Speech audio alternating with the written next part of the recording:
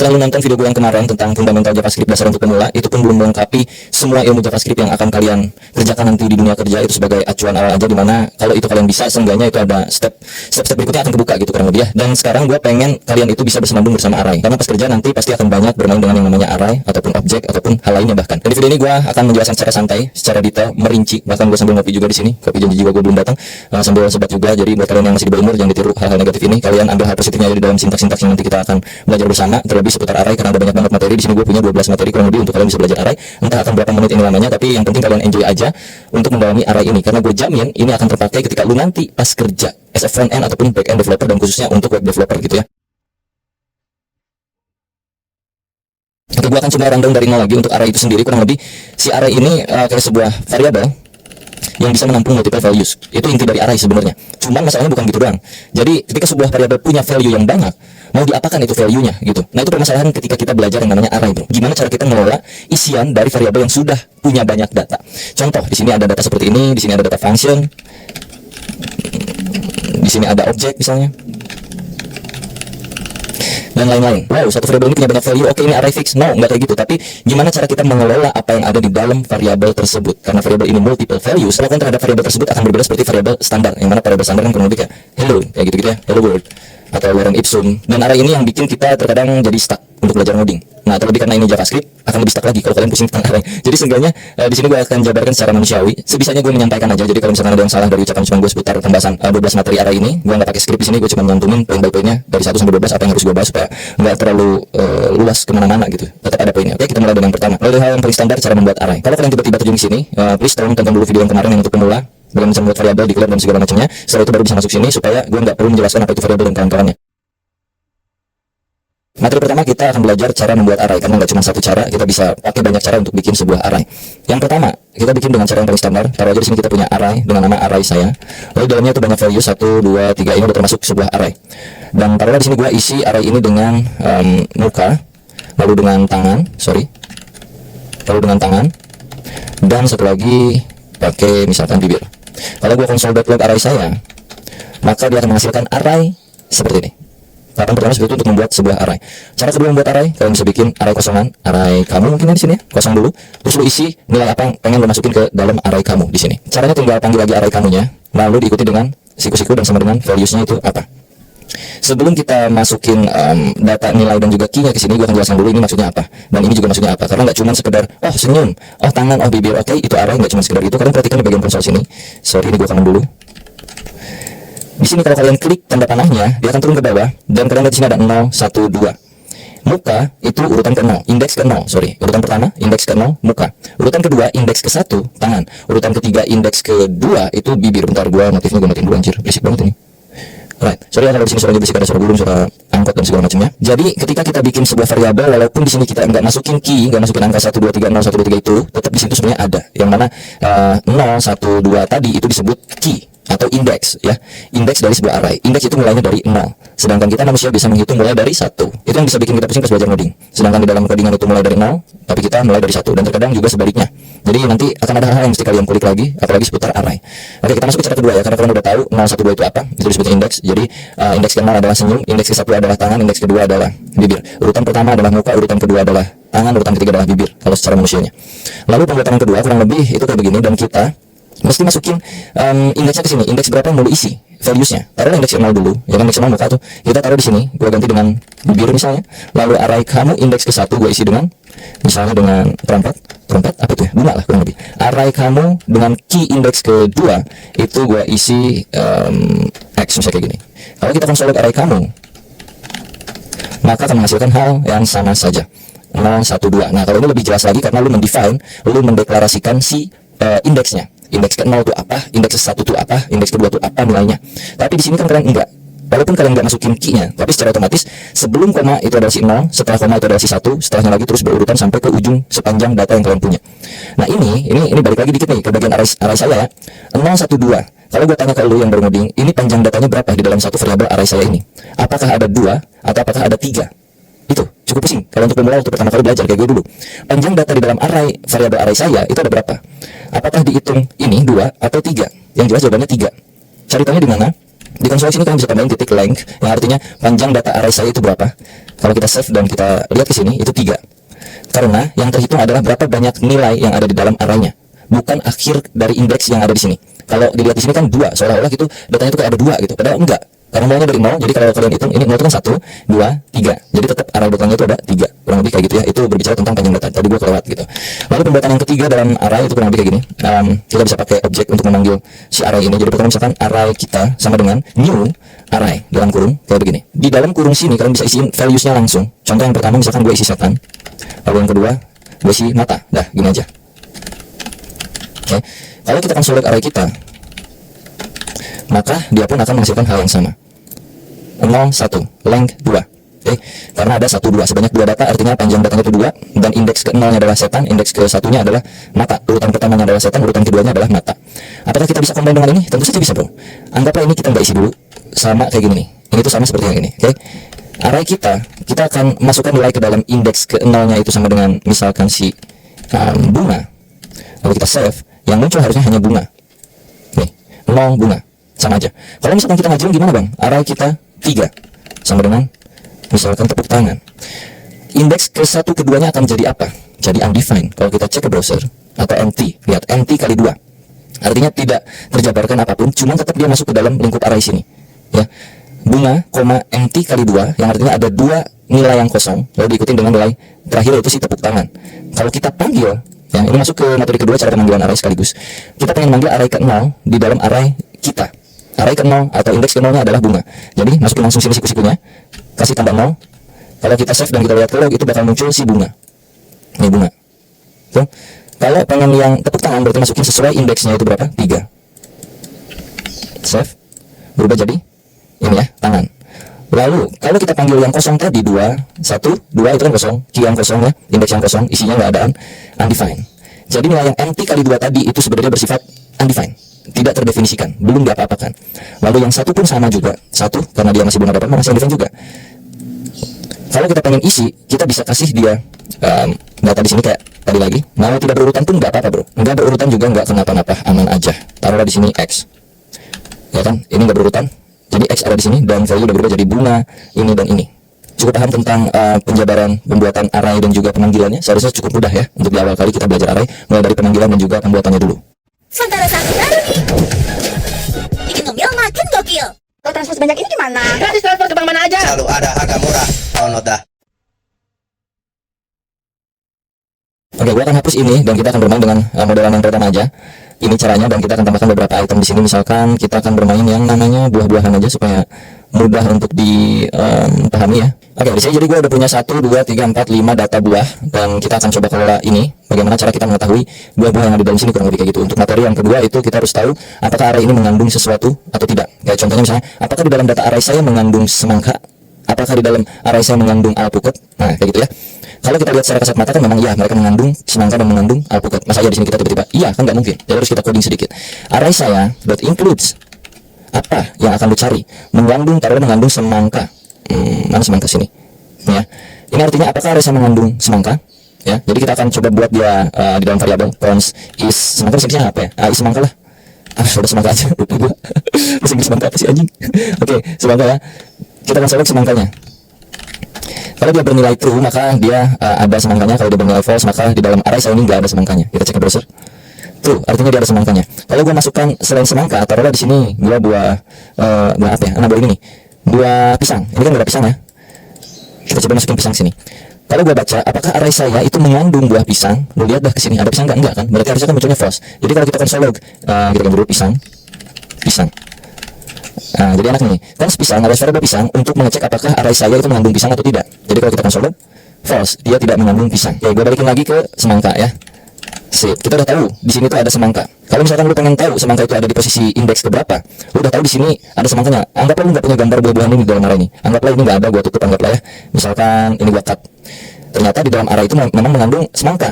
Dan lu harus tahu semangka itu ada di posisi keberapa, didempet sama buah-buahan apa misalnya gitu. Dan untuk mengetahui itu lu bisa pakai yang namanya index of. Jadi cons posisi pisang sama dengan array saya dot index of apa yang mau lu masukkan. Nah, ini bukan pisang lagi, ini semangka, sorry pak, semangka, posisi semangka. Oke, masukkan sini index of semangka. Kalau gua konsol log semangka, dia udah tahu lah ya, dia ada true, dan jika true maka gua akan munculkan posisi semangkanya. Maka kita di sini mesti kasih kondisi sedikit lah. Jika semangka, maka console.log posisi semangkanya. Oke.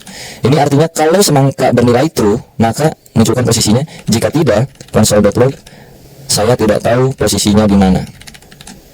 Kalau kita refresh, ada di indeks ke-3. Apakah betul? 0, 1, 2, 3. Itu untuk mengetahui semangka. Jadi kalau kita perlengkap di sini, kalau gue pakai backtick di sini, bro, buah semangka itu ada dan dia berada di posisi indeks ke, masukin posisi semangka. Oke. Buah semangka itu ada dan dia berada di posisi indeks ke-3. 0, 1, 2, 3. Masih bingung buat website WordPress? Pilih Hostinger dan kamu bisa bikin WordPress dengan cepat. Ada control panel dengan desain yang Kalau udah kayak gini kita bisa lebih enak lagi. Misalkan di dalam sebuah perumpamaan lu harus tahu buah sebelum buah semangka itu ada apa buahnya. Ini nih. Lalu buah setelah buah semangka itu ada apa buahnya. Nah ini bukan logika dasar ya, karena kita udah tahu posisi semangka yang mana ada di sini, variabel posisi semangka. Oke, sorry sebelum lebih jauh, ini if else kita naikin sebelum variabel ini, karena variabel ini akan mencari indeks semangka. Karena saya ngajar di sini udah validasi semangka. Kalau udah dicek semangkanya, cari indeksnya. Jadi si ini harusnya sih ada di dalam sini, bisa kayak gini. Ya, jadi kalau memang tidak mengandung ya sudah, nggak usah dicari posisinya gitu aja biar nggak mubazir. Oke, di gua hujan, jadi sorry kalau kedengaran suara hujan dan juga petir geludug ya bro, mohon dimaklum aja. Kita tadi mau lanjut apa? Mencari posisi si ini ya, ini buah apa gua nggak tahu dah. Pokoknya posisi buah sebelum buah semangka dan juga posisi buah setelah buah semangka. Oke, gua akan main di sini. Cons before sama dengan ya posisi sebelum semangka, artinya kita udah tahu indeks semangka itu ada di mana. Dia tuh tadi 3 ya kan, 0, 1, 2 atau 3. Tinggal kita cari tahu posisi indeks sebelum indeks 3 adalah 2. Jadi kita tinggal declare aja before atau indeks before. Indeks before itu di sini berarti tinggal posisi semangka dikurangi 1, ya kan? Setelahnya berarti cons index after posisi semangka ditambahkan 1. Lalu untuk mengeluarkan apa buahnya berarti tinggal cons before sama dengan ini kan indeks, ini before berarti kita mencari buahnya bukan indeksnya gitu ya, langsung gitu aja. Sama dengan sebenarnya array saya dalam kurung array saya indeks before. Gitu. Ini untuk before dan untuk after berarti indeks after. Ntar gue jelasin, tenang aja. Artinya cari sesuatu di dalam array saya dengan indeks before, yang mana indeks before adalah 3 dikurangi 1, artinya indeks ke-2 untuk before semangka, sebelum semangka. Indeks kedua adalah 0, 1, 2, tepat. Lalu untuk yang after, array saya indeks after. Indeks after adalah posisi semangka plus 1. Posisi semangka tadi 3 ditambah 1 berarti 4. 0, 1, 2, 3, 4. Udah ketahuan. Jadi kalau kita log di sini, console.log, pakai backtick lagi, posisi buah sebelum semangka adalah before. Oke. Buah setelah semangka adalah after. Jadi kalau kita reload cek ke browser, dia akan menghasilkan buah sebelum semangka adalah buah ini, buah setelah semangka adalah buah ini, buah semangka itu dan bla bla bla bla bla. Mengerti? Jadi kalau kita reload cek ke browser, dia akan menghasilkan buah sebelum semangka adalah buah ini, buah setelah semangka adalah buah ini. Gue akan hapus konsol log yang ini karena kita udah nggak butuh posisi semangka lagi karena udah tertampung di dalam sebuah variabel. Kita bakal lanjutin ini. Gimana kalau misalkan gue pengen tahu posisi buah pertama itu apa? Buah apa gitu. Jadi ada shorthand yang bisa kalian pakai di JavaScript. Lu tinggal cons buah awal sama dengan array saya .shift. Maka lo akan tahu posisi buah awal itu apa. Oke, kalau kita console log, buah awal adalah buah awal. Buah awal adalah alpukat. Kalau pengen yang akhir, berarti cons buah akhir sama dengan array saya .top. Console.log, buah terakhir adalah buah terakhir, buah akhir, bukan bunga terakhir. Itu melagu. Buah terakhir adalah jeruk. Betul ya? Nah, apa bedanya array saya .shift dengan array saya yang macam beginian? Sama aja. Tuh, tetap alpukat juga. Cuman untuk yang terakhir itu kenapa pakai pop supaya lebih mudah lagi. Kalau nggak pakai pop, taruhlah pakai kayak ginian. Emang lu tahu array indeks yang terakhir itu berapa? Kalau 0 itu alpukat, kalau 1 itu nggak tahu apa itu, kalau 2 itu pir mungkin atau apa ya, kalau 3 itu semangka, kalau 4 itu jeruk. Nah, iya kalau lu tahu posisi 4 terakhirnya. Lu kan nggak tahu posisi 4 terakhirnya. Nah, supaya lu tahu posisi 4 adalah posisi terakhir, maka lu harus cari tahu dulu panjang datanya berapa, ya. Panjang data di sini adalah 1 2 3 4 5. Ada 5 data panjang datanya. Length sama dengan 5. Oke, panjang data nih. Lalu lu mesti mengeluarkan nilai yang terakhir. Kalau kita langsung masukin 5, Index itu mulai dari 0, 0, 1, 2, 3, 4, 5-nya tidak ada. Sedangkan di sini penyangga 5. Artinya apa? Artinya lu bisa lakukan pengulangan di sini. Jadi cari data di dalam array saya ini yang terakhir itu artinya array saya dot length sekarang di sini berarti mencari indeks kelima ya, array saya indeks kelima karena length adalah nilainya 5. 0, 1, 2, 3, 4, 5 itu kosong, gak ada apa-apanya. Kita kurangin dengan 1. So, buah akhir itu akan tetap di sini, di jeruk. Refresh, tetap di jeruk. Tapi kalau lu nggak kurangin dengan 1, maka dia undefined. Cukup mengerti betapa rumitnya JavaScript dengan bermain array? Kurang lebih kayak gitu. Kayak ini masih level yang basic-basic tapi udah kayak begini. Jadi untuk kalau di dunia kerja hal-hal beginian, algoritma, logik dan segala macam itu udah pasti biasa gitu ya. Harusnya sudah terbiasa mulai dari belajar hal yang semacam kayak beginian. Oke, kita udah bikin gimana caranya membuat array, terus kita juga udah cara panggil value-nya, cara menentukan posisinya. Ada satu hal yang belum gua sebutkan di sini, gua akan hapus dulu. Modelan yang terakhir, tadi kita belum ubah key-nya, yang mana key itu bisa diubah juga. Tadinya kan 0, 1, 2, 3, 0, 1, 2, 3 kayak gitu-gitu terus, dan kita misalkan pengen ngasih ciri ke dalam key-nya, karena ini buah-buahan kebetulan. Jadi taruhlah di sini, gua akan hapus dulu dan kita kasih array kosong di sini. Gua pengen key pertama itu bukan 0, tapi gua pengen key pertamanya itu array saya alpukat. Sama dengan gua kasih di sini alpukat. Kayak begini. Ini bisa juga. Atau key yang kedua kita kasih jeruk. Lalu kita console log array sayanya. Dan kalau lu cek ke browser akan menghasilkan hal seperti ini. Alpukat, ini alpukat, jeruk, ini jeruk. Lo callingnya 0, Bang. Untuk memanggil ini pun lu nggak bisa kayak begini. Karena dia bukan berupa urutan, ya, bukan berupa indeks key yang dari 0, 1, 2, 3 itu. Jadi untuk pemanggilannya lu mesti kasih di sini apa tuh namanya? Kata-katanya apa? Alpukat. Kalau lu pengen dapetin hasilnya, nah alpukat, ya, terus jeruk, ini jeruk. Jadi ada banyak banget hal yang bisa kalian mainkan dengan array. Dan kenapa gua bikin video ini dengan santai kayak beginian walaupun lu pada pusing untuk belajar pertama kali. Jadi ini sebenarnya bukan video tutorial juga, cuma ngasih tahu bahwa array itu bisa sangat-sangat manipulatif ya, bisa membuat lu pusing, bahkan bisa membuat lu jadi lebih mudah dalam mengerjakan hal-hal di dalam pekerjaan lu nanti gitu, bro.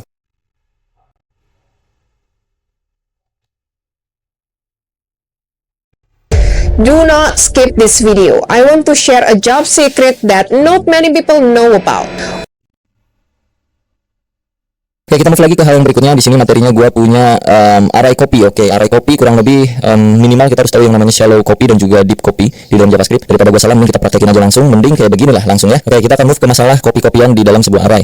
Jadi gue ini sebagai pengalaman dulu aja. Jadi waktu itu gue punya data array yang cukup penting di sini. Taruhlah data array yang cukup penting itu adalah data-data buah-buahan seperti ini. Ini adalah data original yang dikirim sama bos gue misalnya gitu, dan bos gue ngasih notes ke gue. Lu boleh kelola array itu, tapi jangan sampai merubah nilai standarnya, nilai yang gue kasih di awal. Nilai originalnya itu nggak boleh berubah.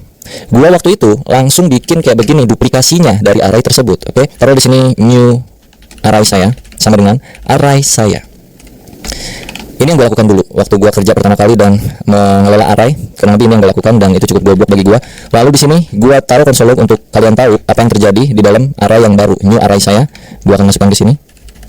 Lalu kita harus tahu juga array saya yang ada di atas itu nilainya apa sebelumnya ya, dan setelah di copy. Oke, jadi di sini gue udah konsol 2 biji. Yang pertama yang original dan yang kedua ini gue kasih ciri KW alias duplikasi dari array saya. Dan memang kalau kita konsol log itu menghasilkan hal yang sama. Lihat gambarnya pun ini buah-buahan yang sama, betul? Kelihatan nggak sih? Kelihatan harusnya. Buah-buahan yang sama nih. Cuma masalahnya gue nggak sadar ketika gue manipulasi isi array yang baru itu ternyata terimpact kepada isi array yang original. Let's say new array saya untuk posisi yang indeks pertama itu akan gue ubah menjadi bukan buah itu tapi buah lain-lain. Misalnya taruhlah bukan buah lah ya, taruh di sini gue pakai X kayak gitu. Yang mana ketika gue save dan cek balik lagi ke browser, ya memang di sini array pertama udah berubah jadi X dan sisanya masih sama seperti yang original. Tapi ingat notes dari bos gua bahwa yang original itu nggak boleh diubah deh, karena itu penting banget. Lu harus bikin copy dulu, baru lu boleh ubah dari kopian tersebut. Kalau lu cek sini, originalnya pun berubah. Kalau secara teori gue nggak bisa banyak ngejelasinnya kayak gimana dan kenapa, tapi kalau lu pengen tahu lu coba baca yang namanya shallow copy dan juga deep copy di dalam JavaScript kurang lebih kayak gimana tuh ya. Walaupun sebenarnya di dalam bahasa lain pun sama juga, ada yang beginiannya juga pasti. Cuman kalau di JS ya berbeda pengimplementasiannya. Jadi kalau lu mainan JS ya lu cari aja shallow copy dan deep copy yang ada di dalam JavaScript. Nah, ada beberapa cara supaya objek originalnya itu tidak berubah atau array di dalam isi nilai di dalam isi array saya itu nggak berubah. Lu bisa pakai di sininya misalnya kayak split operator kayak begini. Jadi kalau kita save balik lagi di sininya X tapi di yang original masih original. Atau lu bisa pakai cara-cara lain kayak macam array saya slice menghasilkan hal yang sama tidak berubah, atau array saya atau array.from array saya kayak gini, tidak berubah. Atau lu bisa main kayak macam json.parse di sini, terus lu kasih json stringify dan masukkan array saya di sini dan nggak berubah, aman kayak gitu. Jadi diperhatikan aja dalam hal mengcopy sebuah array untuk bermain original dan duplikat atau KW-nya. Kalau pengen fokus merubah yang KW-nya, itu tidak disarankan dengan cara yang seperti gua tadi di awal kayak begini. Lebih baik lu bikin memang objek baru dari array yang ini. Terlebih kalau kasusnya misalkan udah ada requirement bahwa original value dari array yang pertama itu nggak boleh berubah, nah berarti nggak bisa pakai cara kayak beginian. Tapi ya tergantung situasinya lu mau kayak bagaimana. Kalau mau kayak begini, ya ini sama aja kayak lu nggak usah ngetik ini gitu, udah aja langsung manipulasi di dalam array saya aja gitu. Jadi tetap disesuaikan dengan kondisi, jadi nggak bisa juga dipaksakan harus pakai yang copy. Itu nanti akan bersinggungan juga dengan hal-hal kayak macam performance. Ya jadi cukup ribet memang sebenarnya.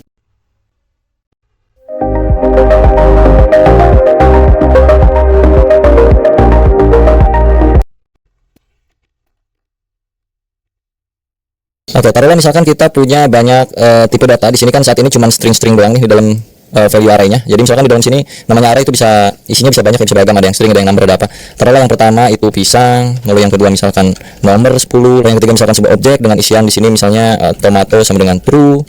Lalu sisanya misalkan ada array lagi, sekarang di sini array-nya adalah it kayak gitu misalkan. Cara pemanggilannya bagaimana? Ini kalau kita array sayanya kita konsol itu kurang lebih jadi kayak begini. Jadi kayak gini nih. Kan? 0 pisang, ini sebuah objek, ini sebuah it. Kalau kita mau panggil satu persatu, taruhlah yang pertama. Itu bisa kayak begini. Ini akan muncul pisang doang. Lalu kalau yang ke satu itu muncul angka 10, kalau kedua itu muncul yang ini tetap sama, tomato. Lalu untuk yang terakhir kalau kita 4 sini, 3 it. Kalau misalkan di dalam array yang it itu ada lagi misalkan food kayak begini. Jadi it food. Kalau lu mengambil yang foodnya doang, berarti ini kan multidimensi bro. Array di dalam array. Jadi kalau misalkan lu pengen ngambil yang food, tadi kan it food udah muncul ya. It food itu ada di 0, 1, 2, 3 ya. Lu pengen masuk mengerucut ke food, berarti lu tinggal tambahin sebelah sininya karena ini multidimensi. Jadi food itu urutan keberapa di sini? 0, 1, indeks ke 1 dari array yang indeks ketiga. Lah pusing-pusing lu pada ya. Array 3, 1 itu adalah food. Oke, benar. Kalau 3, 0 itu adalah it. Karena kan 0, 1, 2, 3 0, 1 3, 0 berarti it, 3, 1 berarti food. Ini it, ini food gitu kurang lebih. Kalau misalkan ini array 1, kalau misalkan ininya 0, itu kan tetap balik ke pisang. Kalau di sini lu pakai double kayak gini 0 ke 1 misalkan nggak akan ada ya. Jadi di dalam array itu bisa bersifat apa saja, termasuk juga sebuah function di dalam sini. Taruhlah di dalam tomato itu kita punya function isinya console.log ini tomat. Nah, kalau kita pengen manggil si tomato ini kayak bagaimana? Apakah kayak cara yang tadi yang 012? Yes, tapi function tomatnya nggak muncul ke console. Sedangkan kita pengen muncul tulisan ini tomat, berarti di sini get tomato muncul ini tomat. Kalau gua eksekusi seperti ini di luar console log, karena di dalam sini sudah console log, tidak terjadi apa-apa. Kalau kita kasih beginian, ini tomat, karena tomato itu sebuah function. Pusing. Sekarang kita coba merging dua buah array menjadi satu, kurang lebih dengan cara yang cukup sederhana. Taruhlah di array pertama, array saya, lagi-lagi. Array saya itu kita punya 3 atau berapa buah inilah ya, buah anggur. Gua duplikat, terus lu punya variabel array kamu dengan isian di sini misalkan bibir dan juga setan dan juga misalkan trompet. Kalau kita mau combine itu berarti kita bikin satu penampungan variabel baru di sini, merge array sama dengan array saya atau array kamu, bebas terserah lu .concat dengan array yang mana. Artinya array saya digabung dengan array kamu. So kalau gua console.log merge array itu akan menghasilkan penggabungan semuanya. Anggur, pisang, apricot, bibir dan semua ini. Itu kalau penggabungan array pakai concat. Sekarang kita coba untuk mapping datanya, untuk memecah data array yang ada di dalam sini. Itu udah tercombine kan banyak ya. Terus kita pecah merge array ini ya dengan cara beberapa hal. Kita pakai kayak list of merge array, terus tinggal enter, kasih tab, terus console.log listnya. Gini doang juga bisa dan akan menghasilkan urutan-urutan dari isi di dalam array tersebut yang sudah tercombine gitu bro. Ini semua muncul per urutan. Kalau pengen muncul indeksnya itu bisa pakai yang namanya in list in merge array console list. List ini dipanggil lagi di sini yang mana artinya list ini adalah hasil akhir dari loopingan yang kita lakukan. Kita di sini looping yang merge array. Jadi kalau dilihat 0 1 2 3 4 5 sebanyak data itu. Kalau misalkan pengen keduanya lu punya, lu bisa pakai mapping map.map merge array.map kayak begini. Terus lu kasih dua parameter. Yang pertama itu parameter nilainya, taruh value dan taruh index di sini. Lalu lu kasih function arrow function kalau gue kayak gini biasanya, terus lu tinggal console.log value dan juga indeksnya. Jadi kalau dicek nanti akan menjadi seperti ini. Anggur indeks 0, pisang indeks ke 1, ini indeks kedua, atau lu balik-balikin juga boleh di sini index, di sini value. Kayak begini juga bisa. Dan kita akan coba meralitakan ini bro. Misalkan ini tuh datanya data dari bagian back end di belakang sana ya, dari API. Taruhlah datanya kurang lebih kayak matching begini. Misalkan ini datanya, datas. Lalu kata bos lu disuruh, gue pengen di bagian front end itu muncul bagian namanya doang. Gak usah dikasih tahu stacknya apanya kayak gimana. Ya kita bisa pakai banyak cara. Salah satunya misalnya mapping data ya. Taruhlah ini gue hide dulu. Datas.map. Kayak tadi lagi, lo masukin values-nya apa, lalu indeks apa ke berapa, kasih raw function, lo kasih return di sini values.name. Atau kasih console dah. Maka akan memunculkan namanya saja. Afrizal, ini misalkan Budi, Retno, Satyo. Kayak begitu ya. Ini JS 30, gua nambah dulu datanya pokoknya. Nah, misalnya datanya kayak gini ya. Terus kita disuruh munculin Afrizal, Budi, Retno dan juga Satyo-nya doang. Jangan pakai yang lain-lain. Maka tinggal ambil values.name, artinya nama dari runtunan array yang udah kita map. Afrizal, Budi, Retno, Satyo. Kalau misalkan disuruh munculin lagi apanya gitu, misalnya stack-nya itu apa, ya lu masukin aja sini values.stack. Afrizal JS, Budi PY, Retno PHP, Satyo C++, kurang lebih kayak gitu. Terus kalau pengen semuanya ya udah tinggal values doang, berarti muncul kayak begini per masing-masing ini. Kalau misalkan disuruh munculin sesuai urutan usia ya kan, di sini datanya ada usia 30, 40, 23, 33. Pengen disuruh munculin urutan usianya. Ya berarti kita bukan pakai .map tapi pakai .sort. Di sini perbandingan A and B biasanya. Terus lu masukin di sininya misalkan b.age kurang dari a.age. Lu lakukan apa gitu kurang lebih. Lalu di map values console.log values. Jadi kalau lu cek ke sini, dia akan sesuai urutannya dari yang terbesar ke yang terkecil. Kalau misalkan kebalikan dari yang terbesar ke yang kecil, berarti lu tinggal ubah ini jadi A, ini jadi B. 23, 30, 33, 40. Nah, begitu kelihatan ya. Kalau misalkan di filter pakai usia yang di atas 30 doang, yang mana di atas 30 itu cuman ada Afrizal, Satyo dan Budi, Retno nggak masuk di atas 30. Jadi kita pakai filter yang usianya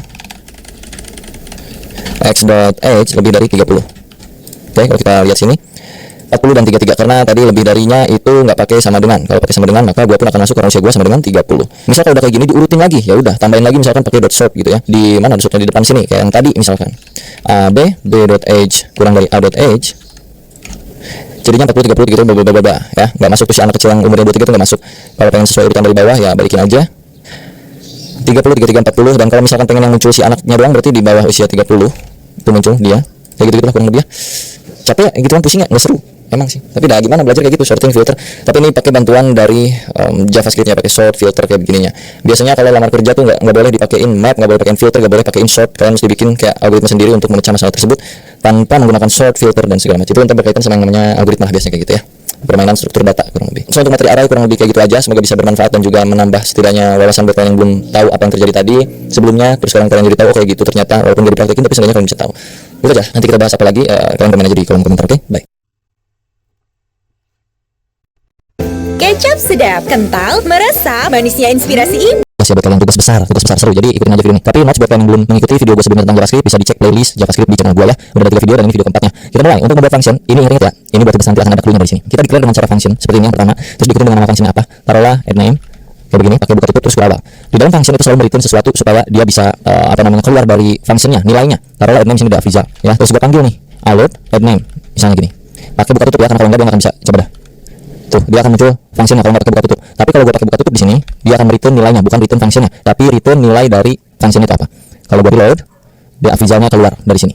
Kalau gue nggak return, dia Afrizal doang seperti ini, maka kalau gue save dan gue reload, undefined. Artinya tuh function harus mengembalikan nilai ya, supaya dia nggak muncul nilai undefined seperti ini, atau tidak bernilai, bukan nilai. Undefined itu tidak bernilai, kayak begitulah ya, kurang lebih.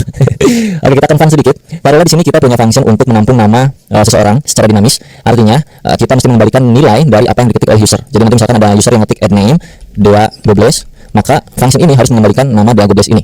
Yang artinya kita udah mengirim data dari pemanggilan functionnya.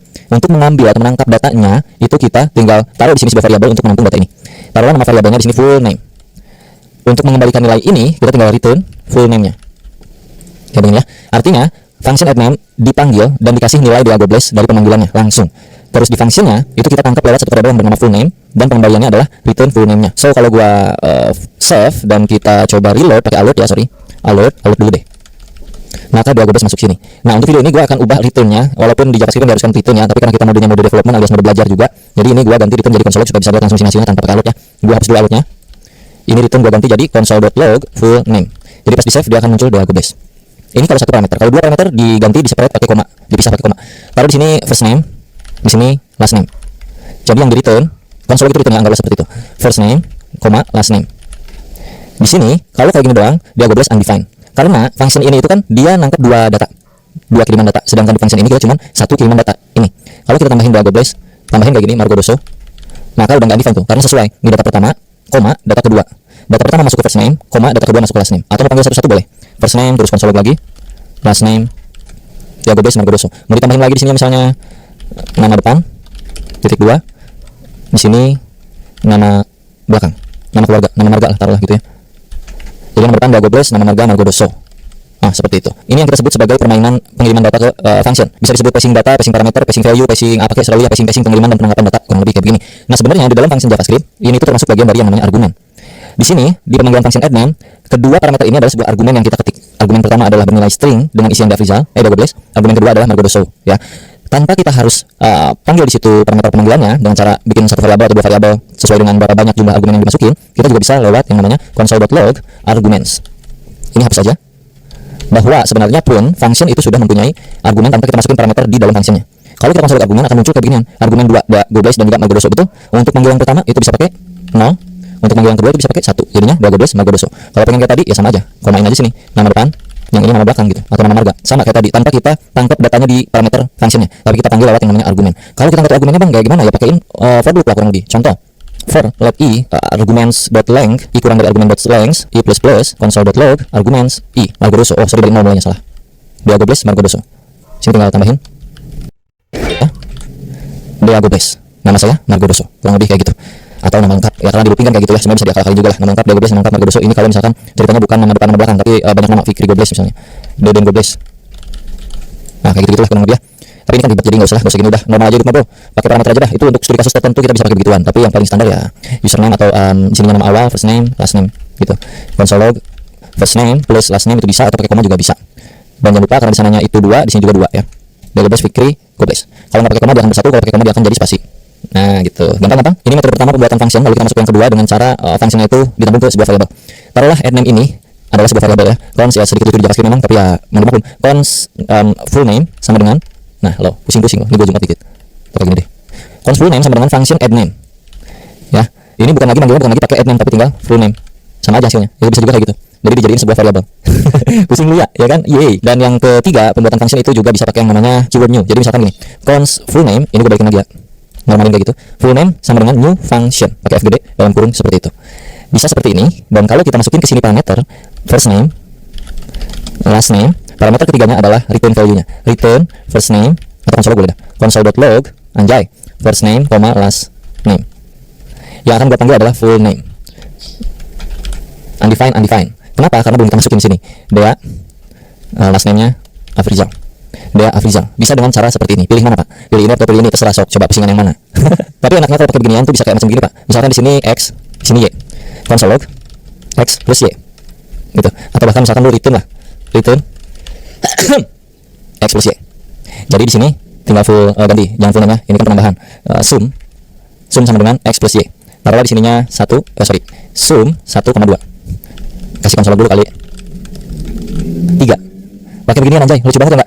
New function x y return x plus y. Console log sum 1,2. Langsung tuh bertambah. Harus ini console log biar enggak capek di luar pakai console log kan. Jadi kalau pakai yang new itu parameternya itu ya, parameternya itu jadi langsung di dalam string gitu. Bentar. Ya kan? Misalkan 10 tuh kayak gitu. Kalau nggak pakai passing data itu bisa tinggal gini doang. Console log ini sum. Misal gitu ya. Nggak usah gini, tinggal sum. Ini sum tuh kayak gitu ya, lucu banget ya bikin function aja, apa beda sama variabel kan. tapi gua akan coba kasih tahu yang paling sering gua pakai di industri, yaitu namanya raw function. Kurang lebih kalau kita bikinan sum pakai raw function jadinya kayak gini. Ini kan pakai yang new, kalau pakai function biasa sum 2 misalnya gini. Console.log sini passing parameter x y, console log x plus y. Ya kita panggil sum 2 6. Oh belum diisi, 2 plus 4 6 ya. Ini cara pertama. Ini cara kedua. Cara 3. Sum 1, sum 2, sum 3. Nah, ini kita bikin sum 3 dengan cara kayak gini. Cons sum 3 sama dengan console.log x plus y. X, y. Ini cara 3. Sum 3 ditambah 6, 9. Ini cara yang ketiga yang paling gue sering pakai di industri dengan yang namanya raw function. Nah, jadi ada 3 cara. Cara pertama pakai new, cara kedua standard function, cara ketiga raw function. Seperti itu. Biar relate semuanya, ini gue tambahin lagi x y-nya. X tampung y. Sini adalah x plus y. Wow. Sum 1 tambah 1, sum 2 2 tambah 2, sum 3, 3 tambah 3.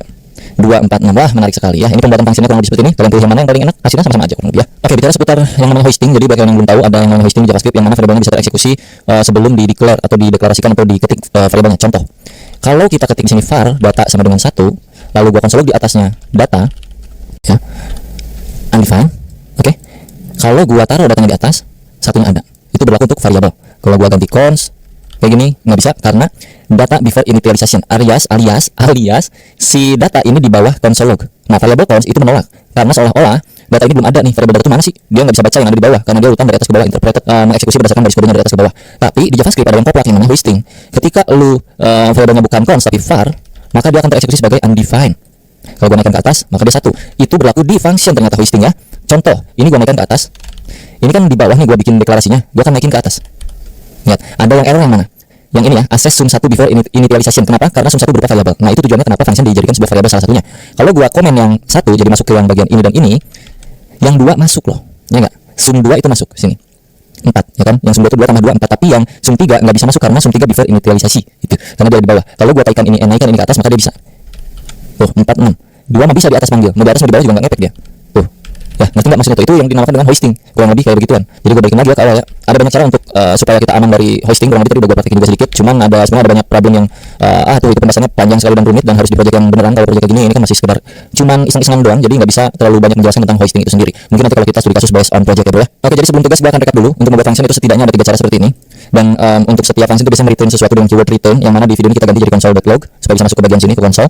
Dan juga sesuai ya, cuman iseng-isengan doang. Jadi ada banyak cara untuk supaya kita aman dari hoisting. Kurang lebih tadi udah gue praktekin juga sedikit. Cuman sebenarnya ada banyak problem yang tuh itu pembahasannya panjang sekali dan rumit dan harus di project yang beneran. Kalau project kayak gini ini kan masih sekedar cuman iseng-isengan doang. Jadi nggak bisa terlalu banyak menjelaskan tentang hoisting itu sendiri. Mungkin nanti kalau kita studi kasus based on project ya bro ya. Oke, jadi sebelum tugas gue akan recap dulu. Untuk membuat function itu setidaknya ada 3 cara seperti ini. Dan untuk setiap function itu bisa mereturn sesuatu dengan keyword return, yang mana di video ini kita ganti jadi console.log supaya bisa masuk ke bagian sini ke console. Dan juga untuk setiap function itu kita bisa pakaiin apapun di dalamnya ya. Mau if else misalnya if x plus y sama dengan 4 misalnya. Sorry, kayak gini. Contoh ini contoh. Maka console.log wow. Tuh. Ini 1 plus 1 2, 2 plus 2 wow, 3 plus 3 6. Kenapa wow? Karena di sini dipakein validasi jika bla bla bla. Nah, itu bisa ya untuk mainan function itu terserah lu dalamnya tuh apa aja terserah. Jadi sesuai dengan namanya, misalnya function nambahin nama add name misalnya gitu, atau function add atau function calculation atau function random dan segala macamnya gitu ya. Contoh misalkan function randomize. Contohnya sebagai sampel doang ini ya.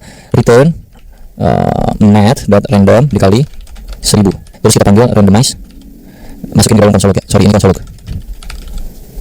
Nah, 86 kalau kita refresh lagi setelah itu dia random terus. Jadi di sini terserah lu mau random dan segala macamnya. Terus divalidasi lagi. Contoh, cons run sama dengan cons random sama dengan kayak gini ya. If random number lebih dari 200, console.log wow lebih dari 200. Else keluarkan nilai random numbernya. Gitu. Ini kurang dari 200. Nah, ini lebih dari 200 wow lebih dari 200. Berarti ya kalau lu mau make sure itu lebih dari 200 tinggal masukin sini random numbernya. 376. 700. Tuh kalau nggak lebih dia akan muncul kayak gitu ya, kurang lebih gitu lah. Jadi function itu terserah lu ya, mau apapun isinya, mau gimana logiknya lu masukin ke dalam function. Jangan lupa dipanggil, tinggal algoritma bermain gitu dan pola pikir kita aja untuk memainkan function seperti apa sesuai dengan penamaan functionnya. Oke, kita masuk ke tugas. Yang pertama tugasnya adalah membuat perhitungan matematika. Untuk apa aja? Jadi untuk misalkan yang pertama menghitung luas lingkaran, yang kedua menghitung luas segitiga, terus menghitung luas persegi panjang, terakhir luas jajar panjang. Tugas yang kedua menghitung total gaji yang didapat dalam 1 bulan dengan input minimal sebagai berikut: nama karyawan, gaji per hari, jumlah hari masuk kerja. Ini tugasnya ya, silahkan dipikirkan masing-masing logiknya seperti apa dan algoritmanya itu sesuai kalian aja ya, beda-beda setiap orang pastinya. Kalau udah beres tugasnya langsung di tag aja di Instagram. Kalau berhasil ntar gue story, oke? Dan kalau di hari pertama pastinya, karena entar banyak yang ngirim juga gue story capek. Buat tugas ini semoga berhasil kalian. Kalau udah berhasil setidaknya berarti mengerti yang namanya function. Udah berhasil tugas besarnya itu pakai yang namanya function. Oke, sampai jumpa di video berikutnya. Bye bye.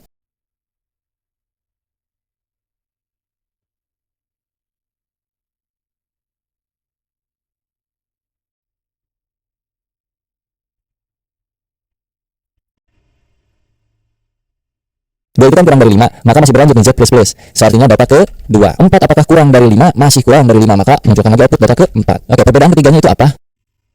Di video kali ini gue akan coba jelaskan secara perlahan dan manusiawi untuk yang for terutama dan juga while do while. Kita mulai dari yang pertama itu for ya. For itu ada 3 statement yang harus kalian masukkan di dalam sintaks for ini, di dalam buka tutupnya ya. Yang pertama ini tuh statement 1 ya, terus diikutin statement 2, diikutin statement 3. Statement 1 itu adalah inisialisasi awal atau variabel default ketika pertama kali mau looping. Variabel loopingannya mulai dari berapa? Inisialisasi. Jadi kita ganti taruhlah variabelnya itu let i, biasanya kan i itu tuh kayak macam i iteration kayaknya, atau i index, itu juga bisa juga ya, tergantung aja mau a juga boleh, mau x, mau f, selalu cuman biasanya itu i. Karena biasanya itu i, maka kita z aja ya. Z sama dengan 0. 0 adalah pertama kalinya JavaScript tereksekusi itu 0 duluan kalau untuk looping yang di coding kita ini. Jadi dia akan tereksekusi mulai dari 0. Titik koma, bukan pakai koma ya, tapi pakai titik koma. Statement kedua itu berisi kondisi. Kondisinya apa? Awalnya 0, jika z-nya kurang dari 10 atau 5, maka apa yang akan dilakukan itu ada di statement ketiga. Biasanya itu z++ untuk menambahkan nilai z-nya. Jadi kalau dibaca, z pertama kali bernilai 0, lalu ada kondisi di mana ketika z itu bernilai kurang dari 5, pakai titik koma, maka z-nya akan bertambah nilainya. Dan gua akan melakukan console log di sini, data ke strip z, biar tahu. Kalau gua save, data ke 0, 1, 2, 3, 4. Kenapa cuma sampai 4? Karena z-nya mulainya dari 0 dan indeks dari 0 ya kan. Ini kalau di total itu ada 5 kan, 1, 2, 3, 4, 5. Betul? Ada 5 ya. Jadi sebenarnya datanya terurai sebanyak 5 kali. Cuman karena mulainya dari 0 maka kayak gini. Kalau pengen mulainya dari 1, pakailah sama dengan di sininya. Jadi terurut 1, 2, 3, 4, 5. Yang mana data awalnya itu 1. Lalu ketika z kurang dari sama dengan 5, lakukan penambahan dari z-nya. Yang mana z-nya saat ini adalah 1. So z akan naik menjadi 2 dan console log akan muncul ke permukaan menjadi seperti ini. Data ke 1. Sekarang di data ke 1 itu z-nya udah bernilai berubah lagi nih. Z jadi sama dengan 2. Maka 2 itu kan kurang dari 5, maka masih berlanjut nih z++. So artinya data ke 2. Terus dia naik lagi z-nya. Z sama dengan 3. 3 apakah kurang dari sama dengan 5? Ya jelas aja 3 itu pasti kurang dari sama dengan 5. Maka akan muncul lagi output data ke 3. Sekarang z-nya berapa? 4. 4 apakah kurang dari 5? Masih kurang dari 5, maka munculkan lagi output data ke 4. Sekarang z-nya naik lagi jadi 5. Apakah 5 kurang dari sama dengan 5? Iya, karena ada sama dengannya kan. Jadi masih masuk ke sini data ke 5. Z sama dengan 6. Nah, apakah 6 masuk ke 5? Tidak. Ya, 6 itu nggak kurang dari 5, bahkan nggak kurang dari sama dengan 5. Jadi untuk data yang ke 6 itu tidak akan masuk yang ini. Jadi berakhir di sini, end of loop. Jadi pertama kali ini dieksekusi akan menampilkan data ke 1, z-nya bertambah jadi 1, ya plus 1 tambah 1 jadi 2, terus 2 nambah lagi plus 1 jadi 3, kalau berhasil yang 3 nambah lagi jadi 4, ini nambah lagi sampai ke posisi akhir, maka di sini dia tidak bertambah lagi. Ini untuk for ya, materi for JavaScript kurang lebih seperti ini. Kalau kita mau kurangin hasilnya atau dibalikin atau decrementnya boleh, ini kan increment. Kalau pengen decrement, ini dipakai min. Ini pasti error loop ya, pasti jadi kacau dan akan stuck seperti ini karena kita mulai 1 sampai 5 ini hancur pokoknya. Harusnya dari sini 5 turun ke 1, maka pas di looping, oh iya nih anjay, sedap sekali bukan? Bede. Jadi jangan sampai salah logik ya, itu tadi gua kepencet save sengaja biar lu tahu kalau terjadi logic error tuh akan kayak gimana. Nah, kurang lebih ini komputer akan CPU-nya naik kayak gitu, jadi infinite loop tuh yang tadi disebutnya. Dia naik dan kita akan kesulitan untuk membuka browsernya. Ya, kita coba running di sini aja. Data ke 5 4 3 2 1 gitu ya kurang lebih. Ini browser gua kan masih error masih infinite loop, jadi ya udah gua pakai Node.js aja untuk running JavaScript-nya sama aja tapi by the way. Jadi enggak terlalu berpengaruh, gua akan mulai dari Node.js aja. Dan ini bisa lu kombinasikan juga dengan lain-lain yang bisa menarik bagi lu mungkin suatu saat. Jadi lu bisa kasih kondisi kayak macam jika modulus dari ini berapa, lu bakal bisa nemuin ganjil genapnya kayak gitu kan. Misalkan z modulus 2 atau sisa bagi dari 2 sama dengan 0, maka kita console log z-nya. Dan kalau gua running 4 dan 2 adalah genapnya. Kalau tidak sama dengan 0, maka pas gua running itu data ganjilnya. Jadi bisa menarik lah pokoknya untuk mainan loop ini bisa sangat menarik. Taruhlah ini ada 100 misalnya atau berapa ya 1000 lah boleh. Kalau kita running, nah kan terurut tuh dari atas sampai ke bawah nih Pak ya, 19 17 19 13 11 9 7 5 3 1. Kalau pengen naik ya tinggal plus ininya ya gitu lah, sesuai penjelasannya harusnya kalian mengerti ya untuk yang for. Sekarang kita coba ke while dan do while dengan materi yang sama kurang lebih yang kayak gini juga ya. Sekarang gua akan coba konversi for ini ke while dengan cara kita bikin satu variabel baru di luar, atau gini aja lebih enak deh ya. Let enggak deh, dari 0 aja lagi ya. Let x sama dengan 1 ya, kalau yang for itu pakai z, kalau yang while itu pakai x.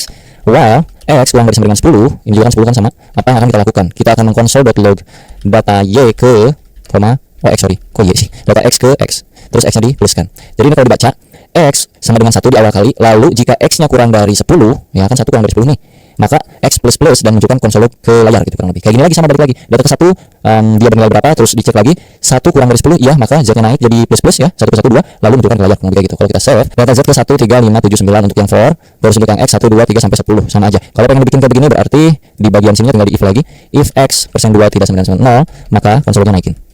1 3 5 7 9 1 3 5 7 9 sama outputnya ya untuk yang while. Sekarang untuk yang do while kita konversi lagi. Jadi y ya do while ya. Let y sama dengan 1, do, lakukan apa dulu kalau do while? Console log dulu data y ke strip y. Lalu naikkan nilainya y plus plus selama apa gitu. While, nah while di sini bro. While y kurang dari gimana sih gue lupa anjir. Sorry. While nah gini nih. While y kurang dari 10 sama dengan 10. Ini kalau gua save dan kita running lagi. 1 nih y-nya 1 2 3 4 5 6 7 8 9 10 oke. Y-nya amannya sama ya. Lalu kita konversi lagi kayak hal yang tadi di atas. Ini tinggal kopas aja. Tempel sini. Ganti x-nya jadi y. Ganti x-nya jadi y. Terus kita clear dan kita run lagi. Hasilnya sama 1 3 5 7 9. Ini versi dualnya, ini versi while, ini versi for. Perbedaan ketiganya itu apa? Kita taruh if-nya hapus dulu. Ya kita ganti aja if-nya, ilangin dan membuktikan perbedaannya apa biar kelihatan enak. Bagusnya sih pakai satu variabel aja ya. Let z sama dengan 1 terus semuanya pada pakai z aja langsung di sininya. Harusnya sih. Coba run ya. Sampai 5 semuanya aman ya, z, x, y. Sekarang untuk perbedaan yang while dan dual itu sangat signifikan ketika kondisinya itu tidak sesuai. Kalau kita coba yang while itu kondisinya enggak sesuai untuk loopingannya, kondisi awalnya adalah x 10. Kalau dibaca, apakah 10 kurang dari 9,5? Tentu saja tidak, 10 lebih besar dari 5. Jadi ini tidak akan tereksekusi. Kita run lagi ya. Node main server. Oke. Z, y, enggak ada x sama sekali di sini. berbeda dengan do while yang mana dia akan mengeksekusi setidaknya satu kali walaupun kondisinya itu nggak matching. Taruh di sini x-nya sama dengan 1, dinormalin lagi, terus untuk y gua taruh 10. Yang mana 10 itu kan y kurang dari sama dengan 5, apakah ya? Tidak. Jadi ini tidak akan tereksekusi. Harusnya kalau di while. Tapi karena ini do while, jadi dia akan melakukan terlebih dahulu yang ada di dalam do-nya. Makanya do, lakukan dulu baru cek yang lain-lain gitu ya. Kalau gua running, dia akan ke running satu kali. Lihat di sini data y ke 10. Yang ini keluar dulu satu kali. Kalau ini gua ganti 20, yang mana 20 masih lebih besar daripada 5, alias nggak matching ke while, maka ini akan tereksekusi satu kali. Kalau gua run lagi, ya kurang lebih kayak gitu perbedaan while dan do while, dan juga itu penggunaan for.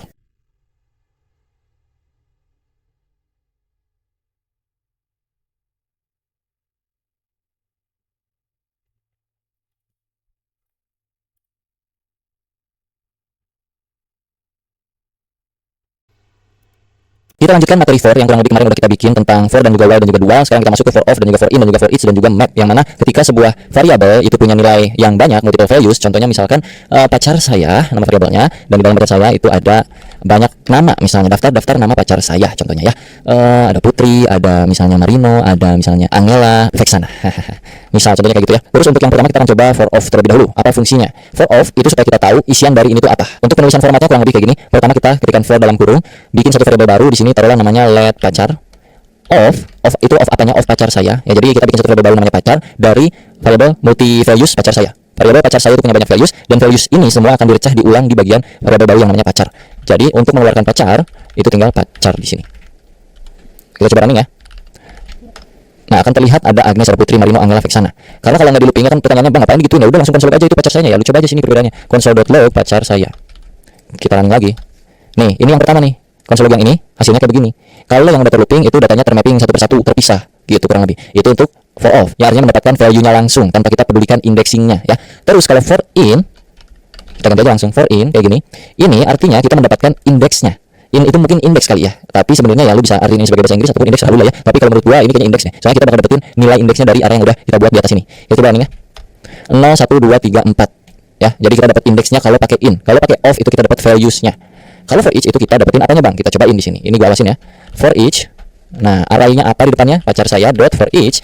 Ini ada elemen di sini yang artinya elemen itu apa yang mau kita ambil atau variabel yang mau kita jadikan sebagai values yang sudah tercah gitu, bro. Taruhlah variabelnya kayak tadi pacar. Lalu gua konsol di sini pacar. Kalau kita running, ada Agnes, Putri, Marino, Angela, Vexana. Itu muncul kayak awal lagi. Tapi bedanya for each lu bisa masukin indeks di sini dan lu bisa tambahin ke sini indeksnya. Jadi lu bisa dapetin indeks arraynya dan juga valuesnya. Kurang lebih kayak gitu. Agnes 0, Putri 1, Marino 2, Angela 3, Vexana 4. Kalau pengen ini jadi 1 2 3 4 ya udah lu tinggal tambahin plus 1 aja di sini. Jadi 1 2 3 4 5 gitu kurang lebih. Itu untuk yang for each. Kalau yang map ya sama aja, ini tinggal ganti jadi map. Enggak ada beda udah. Kurang lebih itu cara penggunaan for all, for in dan juga for each. Semoga bermanfaat. Kita lanjut ke video berikutnya di video berikutnya. Ya pastilah. Bye bye. Kita lanjutkan materi for yang kurang lebih kemarin udah kita bikin tentang for dan juga while. Oke, mungkin kalian sering mendapatkan masalah di JavaScript ketika berjalan belajar pertama kali JavaScript dengan yang namanya sebuah function yang kalian panggil tapi mereturn sebuah pendingan promise kayak gitu-gitu. Jadi kita kali ini akan belajar yang namanya asynchronous di JavaScript kurang lebih seperti apa. Kita contohkan dari yang synchronous dulu ya, sebelum gue jabarkan asynchronous versi sederhana, versi gue yang gue punya di otak gue, yang ntar gue jelasin. Kalau secara teori seperti biasa, yang paling fix kalian bisa cek Wikipedia sendiri. Tapi kalau ini versi penjabaran gue dan pemahaman gue aja di JavaScript kurang lebih kayak gimana. Pertama, contoh di sini gue punya function 1. Di sini nge-load cuma munculin 1 gini. Terus gue punya 3 biji misalnya gitu, 1, 2, dan 3. Oke, toga lagi apaan tuh anjir? 3. Kalau kita running ini satu persatu, ini biar ada jalannya pas pas kalian cobain juga biar ada gambarannya kurang lebih perbedaannya kayak gimana gitu. Kita panggil function 1 dulu di sini, function 2, function 3 gitu kan. Kalau kita run di sini, maka sesuai ya 1, 2, 3 gitu. Cuman kalau misalkan nih, ini gua taruh di dalam function 2 sebuah function bawaannya browser atau bawaannya JavaScript, gua lupa. Set timeout, yang mana set timeout itu berjalan secara sinkronus di balik layar ini. Jadi kalau gua taruh sini set timeout dengan durasi 3000 milisecond alias 3 detik, konsolnya gua masukin sini. Nanti ke output yang berjalan apa? Apakah 1, 2, 3 yang mana sebelumnya itu berjalan seiring dengan urutan step by step yang kita ketik di sini 1 1 2 2 3 3. Walaupun ini kita ketik 1 2 3 di sini, tapi karena di tengah-tengah di function yang kedua itu berjalan secara asinkronus, maka kalau kita run 1 3, duanya datang 3 detik kemudian, ya gitu. Berarti enggak? Ini asinkronus nih, function kedua asinkronus nih, MJS 1 3, duanya nanti. Nah, contoh kayak gini biar nggak pusing, gue tambahin di sini konsol function 2 mau dieksekusi. Gini, biar kalian ada gambaran. 1 satu function 2 mau dieksekusi, 3-nya udah keeksekusi duluan, 2-nya nanti. Jadi bisa dikatakan asinkronus secara paling mudah bagi gue untuk menjabarkannya adalah sebuah function yang bisa berjalan secara paralel dalam pengeksekusiannya dengan function-function lainnya. Jadi dia tetap jalan walaupun gue masih mengeksekusi hal-hal lain. Contoh kayak di antrian kayak gitu-gitu. Kalau digambar kurang lebih kayak begini ya Pak ya. Sebentar. Contoh di sini tuh ada ya standar lah kayak antrian-antrian gituan ya. Ini coba ada manusia, ada dapur lah gitu. Taruh di dapur. Ini lobby pemesanan di sini misalnya nih. Apa sebutnya teh? Kasir ya gitu, kasir untuk pesan misalnya nih. Sini ada orang-orang nih. Contohnya di sini ada orang-orang antri. Ini 1, ini 2, ini 3, 4, 5. Si nomor 1 ini pesan. Set, burger 1 katanya. Terus kasir bilang sini, seret. Burger 1 katanya. Dapur belum keluar nih, lagi pada masak. Ini pesan, Pak Kasir, burger 2. Kata kasir nggak bisa dong, ditolak. Kenapa Pak Kasir? Karena kita tunggu dulu nih, pesanan 1 aja belum kelar katanya, kata kasir nih. Oh ya udah, oke, kata nomor 2 nungguin yang nomor 2 nih. Nomor 3 nggak bisa juga, dah harus beres dulu nomor 2 ya kan. Efek nomor 1 udah kelar nih, 1 kasih, seret. Langsung kasir bilang, bro nomor 2, mau nggak? Jadi nggak beli burgernya? Enggak ah. Pada bubarin semua, karena sistemnya kayak begitu males banget. Harus yang 1 kelar dulu sampai beres, baru dilayanin gitu untuk bayarnya, untuk pesan apa-apanya. Nah, kalau berjalan secara asinkronus, ini bagus dulu. Bentar, ada orang ngantri di sini, 1. Ini ceritanya nomor 1 nih, Pak Kasir, pesan dong. Ini nomor 1 ya, ini 2, ini 3, ini 4. Kata kasir pesan apa? Burger 1 biji, oke. Nomor 1 diproses, progres nih. Si antrian kedua bilang ke kasir, saya juga mau pesan, bisa nggak? Bisa dong, gitu. Oke, kasir progres ini, set, 2. Dan begitu juga seterusnya. Yang ini juga bisa sampai masuk ke antrian sini list. Misalnya kalau yang 1 mah mesin burger 100 biji yang jumbo super susah bikinnya. Yang nomor 2 itu cuma bikin tahu gejrot misalnya. Paling cepat contohnya nomor 2 itu proses pengerjaan masaknya itu paling cepat nomor 2 di sini. Maka dikembalikanlah yang 2 dulu walaupun si kasir nomor 1 itu pesan duluan. Si customer nomor 1 itu pesan duluan, tapi karena tugasnya di dapur yang nomor 2 itu tugasnya mudah. Untuk buat tahu gejrot itu cuma potongin tahu, masukin cengkeh, kasih kuah, balikin. Jadi yang pertama dapat barangnya adalah si nomor 2 masuk sini. Set, nomor 2 pergi. Bye-bye, udah nggak ada di sini. Sisa 1, 3, 4. Yang mana yang paling cepat eksekusi nih? Oh si 3 ternyata 3, bye-bye. Nah si 1 karena paling banyak pesanan dan segala macamnya, dia ya terpaksa lama dulu nunggu gitu kan. 4 udah nanti terakhir. Nah kayak gitu. Jadi kurang lebih bisa berjalan secara paralel. Secara gambaran sederhananya seperti itu. Nah kalau di contoh programnya tadi kayak gini untuk simpelnya. Kalau studi kasus nyatanya nanti seperti apa bang? Atau mungkin karena ini di delay bang 3000 milisecond ya pasti dia bakal telat loh bang. Iya karena itu berjalan secara sinkronus. Kalau menurut saya ini kita buktiin nggak di delay pakai milisecond kita kasih 0. Karena secara bawaan function ini udah dari sononya sinkronus, artinya berjalan secara paralel, jadi yang akan diprioritaskan tetap yang ini gitu loh. Ini akan masuk sebagai progres dulu. Jadi kalaupun kita kasih delaynya 0 detik ya Pak ya, gue running lagi, tetap lihat 1 function belum dieksekusi, 3 2-nya belum kembali. Ya jadi mau detiknya berapapun itu sama aja. Kenapa? Karena function ini berjalan secara sinkronus di balik layar gitu kurang lebih. Itu materi pertama supaya kalian bisa cukup paham tentang yang gini-ginian yang mungkin susah untuk ditangkap memang. Karena gue pun dulu belajar kayak ginian susah untuk nangkapnya. Sampai akhirnya nanti di industri itu ada banyak hal yang seperti ini dan mengerti sendiri ternyata oh kurang lebih ini ya kita pakai ini tuh ketika ini gitu kurang lebih. Oke, kita akan coba simulasikan hal-hal yang lebih nyata lagi di sini. Contoh gue punya function login misalnya, right? Dan gue punya function get user, gitu. Di sini gue punya token, yang mana tokennya ceritanya ketika login akan mengenerate gitu. Jadi gue bikin sebuah random token aja ini apa ya sebagai jalan pemudah kita aja dalam mengoding untuk mengetahui tentang sinkronusnya aja lah ya. Net random kali segini aja, cukup lah gini juga. Lalu di sini akan return sesuatu yang isinya itu objek. Taruhlah objeknya adalah token. Kita akan mendapatkan token ketika login gitu ya. Token, sini kita kasih username misalnya parameter, kita akan kembalikan lagi. Gitu. Nah, kalau kita panggil di sini ini biarin dulu kayak gini, kosong. Loginnya kita panggil. Login kan menampung parameter username, jadi kita kirim parameter username di sini, misalnya Dea Friza. Oh, Dea underscore Friza. Kita console log ya, si loginnya misalnya cons user sama dengan login, lalu console log user. Ini. Jadi ada user yang login dengan nama Dea Friza, lalu kita munculkan dia ngapain gitu. Jadi dapat apa? Kita running. Muncul token 3 sekian user Dea Friza berhasil. Terus di sini ada get user dengan syarat misalnya di sini syaratnya harus ada tokennya. Contoh aja ini mah, misalkan untuk get user kita butuh token untuk mengakses function ini dan nanti function ini bakal balikin sebuah API key contohnya yang API key isinya misalnya random juga atau X key gini aja deh, X key 1, 2, 3 misalnya. Jadi kalau user panggil function ini harusnya ini akan keluar, tapi dengan syarat dia harus punya token dulu. Jadi di sini gue bakal kasih validasi jika tokennya ada misalnya gitu, maka lakukan pengembalian nilai ini gitu. Jika tidak ada maka ya udah diem aja, right? Kalau gue panggil get usernya, get user dengan token yang ada di dalam user sini, user.token ya, console kita bikin dulu variabel API key sama dengan begini, console.log API key. Harusnya kita bisa dapetin API key nya, yes, dapat API key nya. Kenapa? Karena kita passing di get user tokennya. Tapi kalau kita nggak passing kayak gini, kayak gini kosongan. Kalau kita running undefined, karena memang syaratnya harus mempunyai token gitu. Ceritanya ini tokennya harus nyambung dari yang sini ya, ceritanya gitu. Jadi kalau kita masukin user.token, karena user.token di sini kita udah punya ya kan, console.load user.token. Kita punya di sini kalau kalian lihat user tokennya ini, token ini dipakai untuk mengenerate sebuah API key. Jadi kita dapetin API key ini. Alright. Lalu kita punya satu function lagi tuh Pak. Ya, function get, misalnya get pictures. Gini. Get picture syaratnya harus punya API key. Jadi nyambung kayak gitu. Ini kita biar simulasi asinkronisnya enak nih. If API key kalau ada misalkan, maka kita return sesuatu hal, yaitu si gambar-gambar, misalnya ada picture. Jadi sini gue bikin kumpulan gambar nih. Const pictures sama dengan contohnya gini aja deh. 1.jpg, 2.jpg, 3.jpg gitu. Kita return picture-nya. Oke, kalau kita mau lanjutin berarti tinggal panggil function-nya. Kita bikin dulu satu const get user picture misalnya, get pictures, dengan syaratnya adalah API key. Di sini kita udah punya API key ya, dan API key ada di dalam API key, jadi ini kita bisa bungkus kayak begini.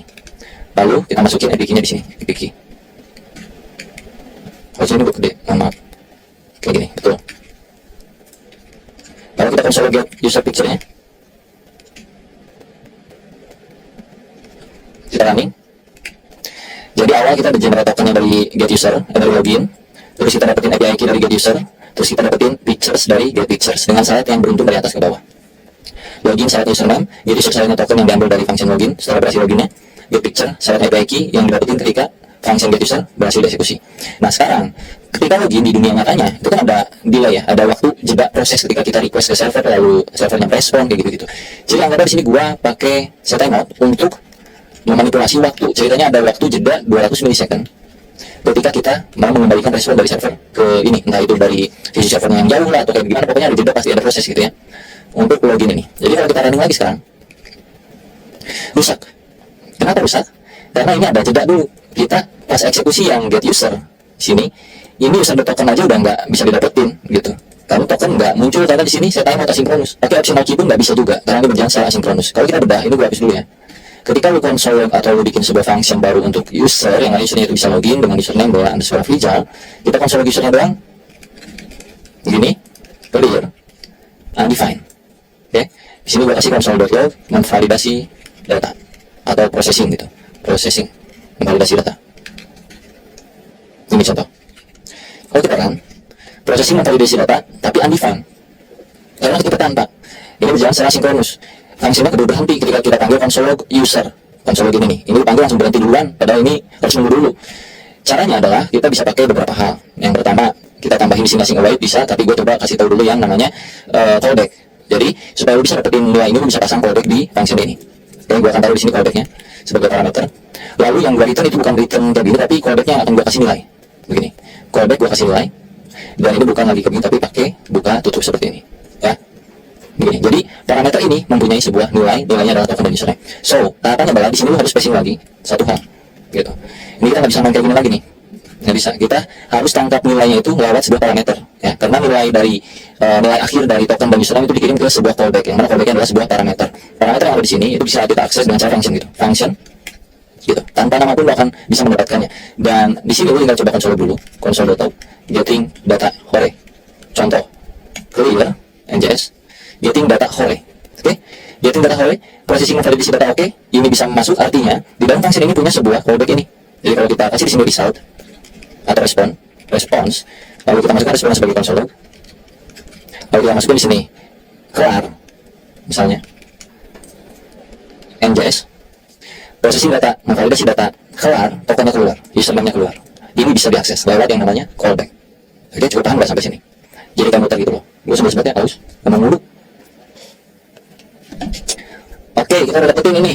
Kita masukin variabel misalnya const user sama dengan login. Kita console log usernya di sini. User adalah user. Bisa bang kayak gini? Cobain. User adalah undefined. Nggak bisa kayak begitu pak, karena kita namanya callback. Gitu. Nggak bisa kayak gini. Jadi kita kalau mau lanjut ke yang get user bagaimana? Sok dijawab dulu sambil gue menyebat dulu. Kalau mau ngambil isi get user gimana? Tokennya udah punya nih. Di dalam respon tokennya udah punya nih.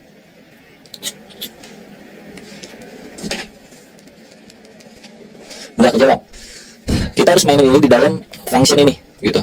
Ya, kalau kita pakai metode callback seperti ini.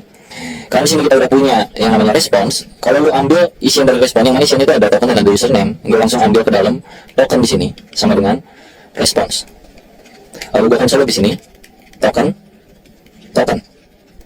Kalau gue ini, gue dapetin tokennya ya. Nah, karena kita di dalam sini udah punya variabel token ini, ya, kita bisa ke get user di dalam sini. So, lu tinggal ambil get user di sini, oke?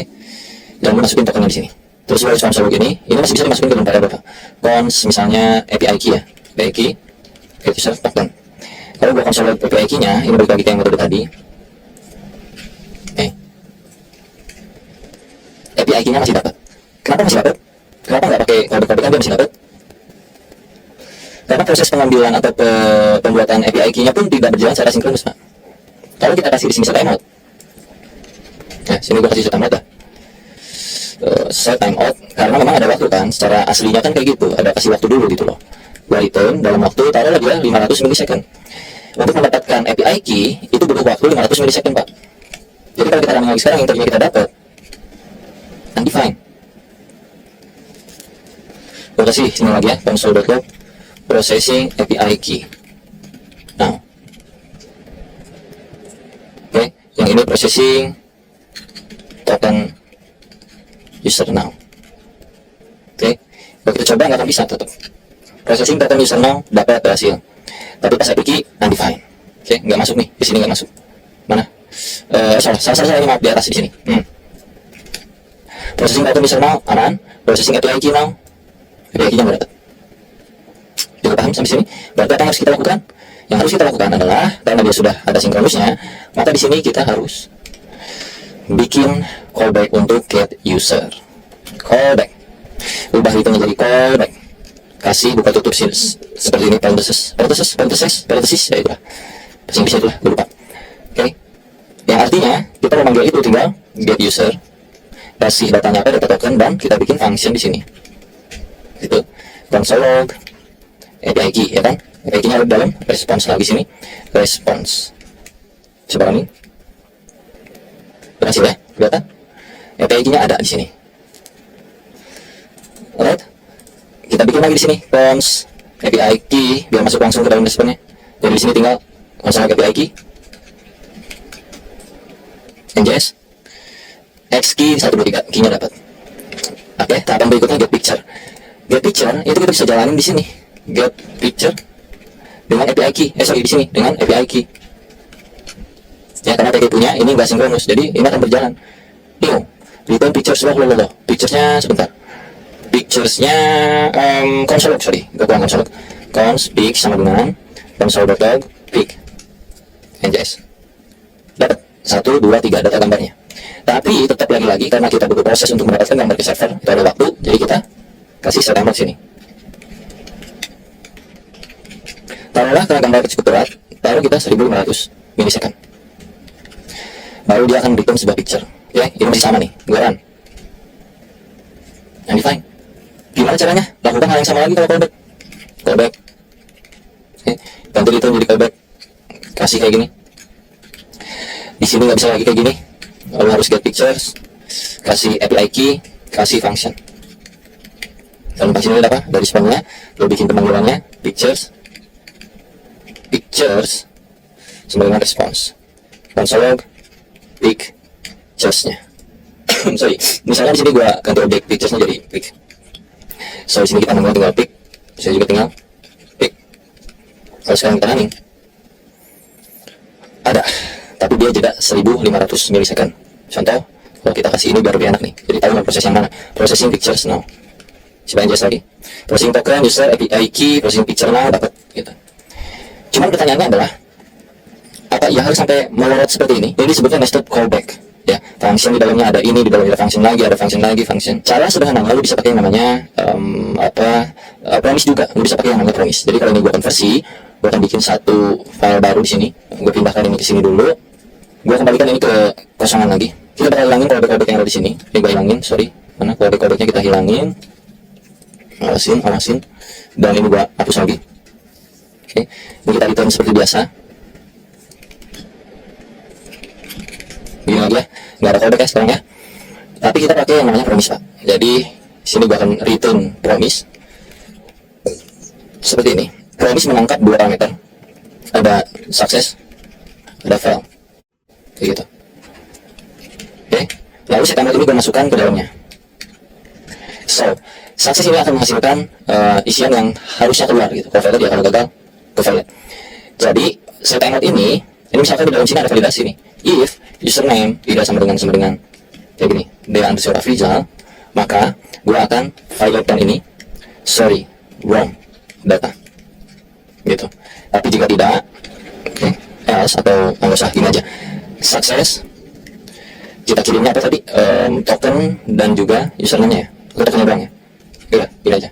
Kalau kita coba running ini dengan cara kayak tadi, kalau misalnya sama dengan login dengan username Dea_Afrizal, kan harusnya muncul ke sukses ya. Sukses ini. Karena kan username tidak sama dengan Dea_Afrizal, maka violate sorry wrong data. Harus Dea_Afrizal ceritanya. Kalau kita konsol usernya, akan terjadi promise pending seperti itu. Kenapa? Karena user itu ada di dalamnya lagi. Kalau udah cari di sini function, ya kan? Kalau promise itu kita pakai user.then kayak gitu. User.then kasih di dalamnya function sini. Ini kalau ada lagi. Cuman ya kayak begini aja gitu, terpisah function gini. Console di sini. Lalalala contohnya. Kemana tadi? Nah ini. Kita run. Lalalanya muncul. Artinya di dalam function ini ada sesuatu. Ya coba dulu X, apakah iya ada X? Ada tuh, dapat tokennya. Berarti ini adalah response sama kayak yang tadi, ya. Jadi ini kalau kita konsol response, sama tuh, dapat tokennya, ya enggak? Nah kalau kita melanjutin yang ke sini, ya sama juga. Kita kasih return promise di sini. Ini if-nya di dalam sini ya. Oke, bentar gue kasih return new promise. Dia punya success dan juga dia punya violate. Lalu di sini dia punya function. Ya ini function ya, ini ada callback-nya 2 biji. Dimasukin di sini. Kalau tokennya ada, maka nah ini tinggal kembaliin ke success. Seperti ini suksesnya. Lalu jika tidak ada, atau kita balikin aja deh ya. If tidak token, maka violate no token inputted. Misalnya no token aja gini lah. Sorry, no token. Cannot access. Oke. Ini misalnya. Kalau ada maka time out sukses ke API bla bla bla bla. Nah, kalau kita manggil di sini nggak akan bisa, kita harus di sini karena kita kan di sini punya apa tadi? Pounds token sama dengan response. Sama aja kayak yang tadi lagi, balik lagi gitu. Get apa tadi? Get user ya. Get user itu pakai token dot then balik lagi nih ke function lagi di sini. Ini bisa pakai raw function atau raw function atau gimana. Tapi supaya nggak pusing, taruh di sini function lagi ya. Oke. Sini respon lagi. Jadi terus aja kayak gitu, sama aja. Yang bikin lagi cons API key dari response. Jadi kalau lu konsol API key-nya NJS ini, sorry, error kenapa gua? Ini jadi kalau error itu kita mesti pakai catch, jadi file ini akan masuk ke catch, sorry. So di sini lu harus tambahin kayak catch r console.load r.message misalnya, contoh. Coba ya. Itu kan nggak pakai .message, jadi r doang kayak gini. Kita kan? Sorry, no token cannot access token. Ya sorry, undefined tadi tokennya itu kita nggak bisa passing ambil langsung destruktur seperti ini. Kita mesti kasih objek di pas loginnya. Pas mau return token kita harus kasih kayak begini. So sekarang harusnya kita bisa dapetin responnya.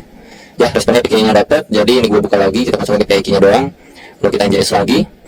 Key-nya dapat, tinggal sekarang berarti get picture. Nah itu tadi sekaligus simulasi yang violate-nya ya. Jadi kalau di promise itu kan ada dua, ada success, ada fail. Fail itu tereksekusi ketika nanti seperti hal-hal yang tidak terduga gitu.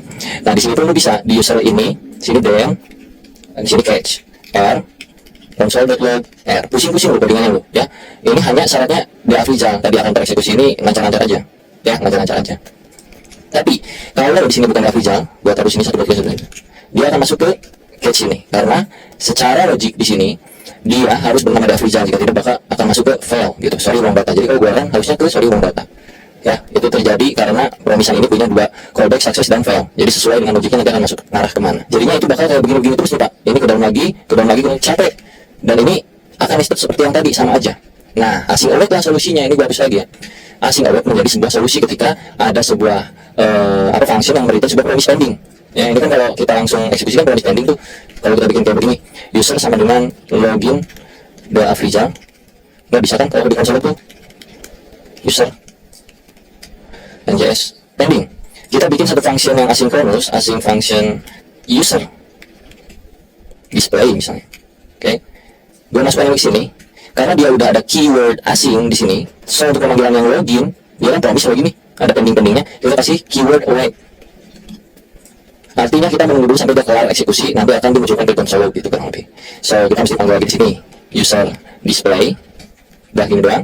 Kalau kita run NJS, bakal muncul. Ini kita bisa persingkat lagi nih, karena kita udah yakin itu isiannya token. Kita bisa langsung sekarang token, terus untuk mendapatkan API key kita bisa langsung kayak gini sambil dengan await ke get user dengan syarat token seperti ini. Kalau udah punya API key, kita punya syarat lagi di sini, sebuah pictures ya, sebuah pic yang mana tadi itu pic ini kita hitung ya di sini ya, picture, jadi pic langsung await get pictures dengan syarat API key kurang begitu. Kalau kita konsol semuanya, console.log misalnya gitu,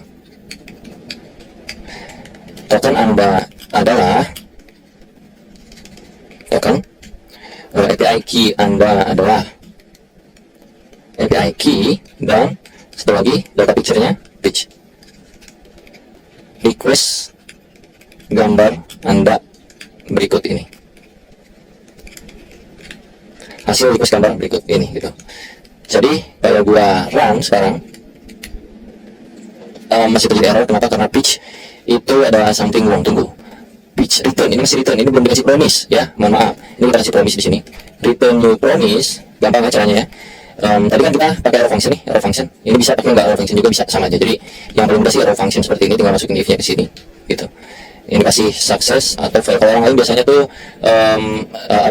reject dan apa sih lagi, resolve ya, resolve and reject gitu. Kalau gue sih success dan fail, kurang lebih kayak gitu, dan gampang aja dibacanya gitu, resolve reject. Right, jadi jika API key-nya ada, maka sini. Nah, kita bagian lagi logiknya. Jika tidak ada API key, maka violate no API key, cannot access misalnya gitu. Ya. Tapi jika tidak, maka kita akan return ke success di sini. Seperti itu. So, kalau kita tekan lagi, token Anda adalah sekian, API key Anda adalah segini, hasil request gambar Anda berikut 1, 2, 3 gitu. Cukup paham tentang asinkronus di JavaScript dari pengimplementasian yang kita lakukan hari ini? Bagaimana? Kalau misalkan kita nggak pakai ini ya, di sininya untuk ngecek validasi yang error-errornya gitu, itu biasanya kita harus pakai try and catch ketika kita mau mengeksekusi await-awaitan ini. Jadi masuk ke catch-nya itu di sini. Try terlebih dahulu, terus lu catch di sini, catch R. Oke, console.log R-nya. Try ini begini, kurang lebih. Kurang rapi ya, maaf bentar.